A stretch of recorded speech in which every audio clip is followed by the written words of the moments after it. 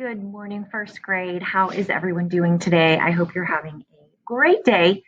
All right, so we are wrapping up our work with what do you do with a tale like this? And I'm really excited to talk about today's lesson. And we're going to talk about using additional resources or more than one resource to learn about something. We're going to read a cool article about bald eagles, and you'll see how that all ties in. And we're going to talk about something called author's point. All right, so let me ask you, when we read Me, Jane, what were some of the ways she learned about animals? Do you remember? Yeah, she watched them in her backyard. She read books and studied about them. She made all of those notes and drawings and pictures about animals, and then she observed animals. So did she learn about animals in just one way? No, she didn't, right? She looked at a number of different sources or resources to help her learn about animals. Just like me, if I, want to learn how to do something, say that I am trying to cook a new recipe that I've never cooked before, I might use the recipe that I found and read the article about the recipe, but I might also go and look on YouTube and try to find a video showing me how to cook that recipe. And then I might also look up an ingredient that is in that recipe that maybe I've never used before. So I'm not just looking at one thing to learn information, but I'm looking at multiple sources. The recipe, an article online about the recipe, and also maybe a YouTube video. So good readers, writers, learners, students, studiers, scholars, I should say, often will use more than one source to learn about something, just like Jane did. So that's what we're going to talk about today. And if we look at our pizza question, we're coming close to answering what can we discover about animals' unique features. We have one more text that will start very soon. But how do animals use the same features in unique ways? We have been talking a lot about that. And today, our one bite of pizza question: what do you do with a tale like this and other informational texts build my knowledge of animals? So, as I mentioned, we often don't look at just one text, but we use different sources, right? When we read the Seahorse book, we looked at a video clip. I put some books on Epic about seahorses, and it's all of those sources help to build our knowledge. So, we are going to read an article about bald eagles, and let's see what we can learn. Okay, so it says 5 reasons why bald eagles are the best. The bald eagle has been the national symbol of the United States since 1782. Find out why these majestic birds are so cool. Number 1, bald eagles are stately. These birds are native to North America, meaning they live and come from North America. While most live in Alaska and parts of Canada, you can find them in every state across the United States except Hawaii. Number 2, they make twig mansions. Bald eagles tend to build durable, that means sturdy, stable, durable nests that they use for several years. Every year they add more twigs, leaves, and branches to their treetop pads, which means the nests can get ginormous. One in Ohio was over 8 feet wide, 12 feet tall, and weighed nearly 2 tons.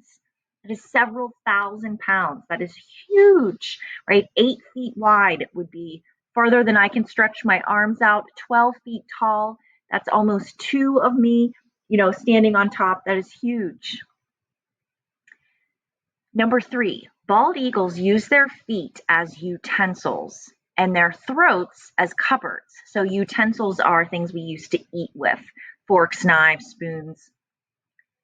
These birds catch prey such as hares with their razor-sharp talons, their claws. Because they don't chew, they use their beaks and talons to slice the meal into easy-to-swallow chunks. Sometimes they store grub, food, for later in a throat pouch that can hold a pound of meat. Oh my goodness. Number 4, the birds transform, meaning change into, rowboats. A bald eagle sometimes floats on water while hunting for fish. After nabbing a fish, the bird may grasp the prey with its feet and use its wings as oars to row back to shore. Number 5, a bald eagle has Superman-like vision. A bald eagle's eyesight is far sharper than a human's. Some scientists estimate, that means they make an educated guess, they make a really good guess, that if you had the eyes of an eagle, you'd be able to see an ant crawling on the ground from the roof of a 10-story building. So our school has 2 stories, so think a 10-story building. You could see an ant on the ground if you had vision like an eagle. All right. And that was the end of the article. So I hope you learned some new interesting information. I know I certainly did. So let's talk about this a little bit. Okay, so we listened to this or listen to this website, this article on the website that talked about bald eagles. And some of the key details, thinking about how we find the key details using the buttons and boxes strategy, some details that I remember hearing from the text were that bald eagles live all over North America. They build really strong nests. They catch their prey with their talons, their claws, with their feet, and they have really good eyesight, right? Were those some of the details you remembered? Yeah. And how is this information similar to what we learned in What Do You Do with a Tail Like This? Yeah, we learned about the bald eagle's eyes in both of these texts. They talked about their features. And we learned a little bit about the bald eagle here and their eyes. And then this article provided us with some additional information, another source that can just build our knowledge, build what we know about the bald eagle. Okay, so if you remember, we've talked a lot about finding the main topic and details, right? We're using the buttons and boxes. Now, this text, the seahorse text that we read, think about those two and compare it to this article that we just read.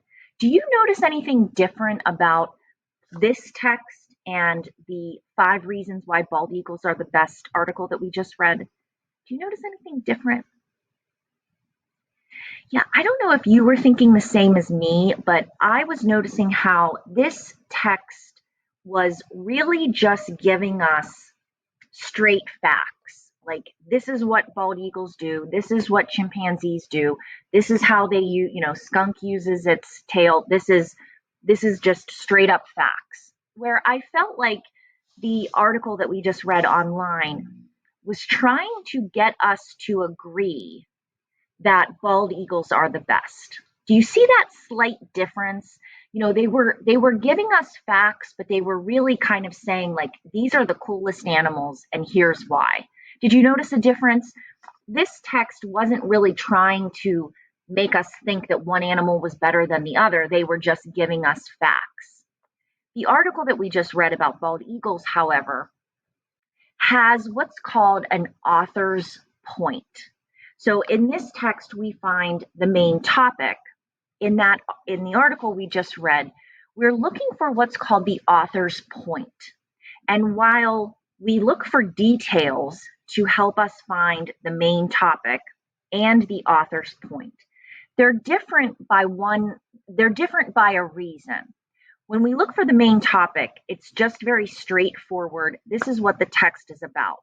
When it's an author's point, it's something that what we call is debatable. It's more of an opinion from the author, and they're trying to get you to agree with what they think. And when we say the word debatable, that means that people could disagree, right? People could have a different opinion about it or disagree and think, no, I don't think bald eagles are the best. I think chameleons are the best, or I think sharks are the best. And you could disagree, right?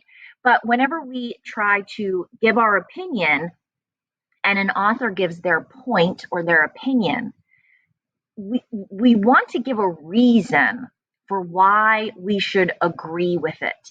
If the author just said bald eagles are the best, just trust me, believe me, period, end of article, would you be likely to agree with them? They're not giving you any reason as to why you should agree with them. So let's think about what are some of the reasons the author gave for why he thinks or she thinks bald eagles, I didn't catch the name, why bald eagles are the best. Yeah, he's saying they're in every state except Hawaii. They can use their feet like utensils. They can store a pound of meat in their throats. Their wings and their bodies can act like a boat and row them back. They have really, really super good vision. Do you see how those were all the reasons the author gives as to why he feels or she feels bald eagles are the best?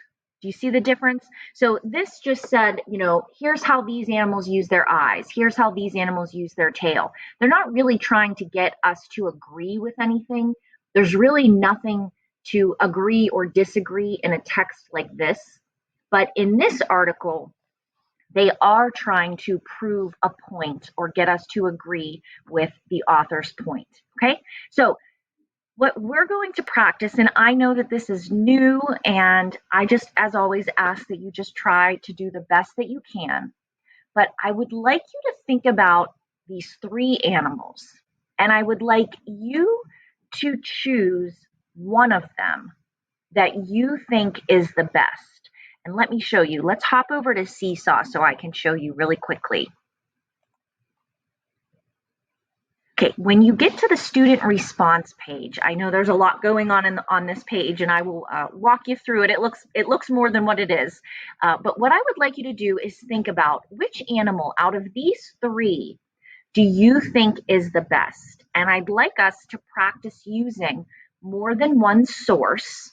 So we can look in this text, and you could use the back matter, or you could go and look in the pages and read a little bit more about the animal. And then each of these here, I know it shows the panda. I don't know why that picture came up, but each one of these is a different link that has a short video about each one of these animals. So if you tap on this link, it's going to teach you a little bit more about the chameleon. If you tap on this link right here, it's going to teach you about the giraffe. And if you tap on this link, which I'm covering up, but I'll move myself right here, it's going to give you some more information about the elephant. So I'd like you to do a little bit of research yourself and take what you've learned from the book, what you've learned from these video clips, and decide which animal you think is the best, just like the author did in the article about the bald eagle. And then, and here's sometimes can be the tricky part, I would like you to share a reason for why you think that animal is the best. Okay, so for example, you can use this sentence frame to help you. I think the chameleon is the best animal because they can catch food with their tongue from very far away. So that might be my point, that chameleons are the best, and my reason they can use their tongue to catch food from far away. That would be my reason. And you can record yourself sharing that sentence. Okay. So again, pick an animal, the chameleon, the giraffe, or the elephant that you think is the best. Take a look at the book to see, can you find the information and learn something and find a reason from the book. Take a look at the video clip for the animal that you chose and see if you can come up with a reason to support why you think that animal is the best. Okay. Again, I know this is new and this is some, can be a little tough and some grown-up stuff, but I know that you can do it and just try your best. And I can't wait to hear what you think, what your opinion is, and why you think it. Any questions, just let me know, and I can't wait to hear them.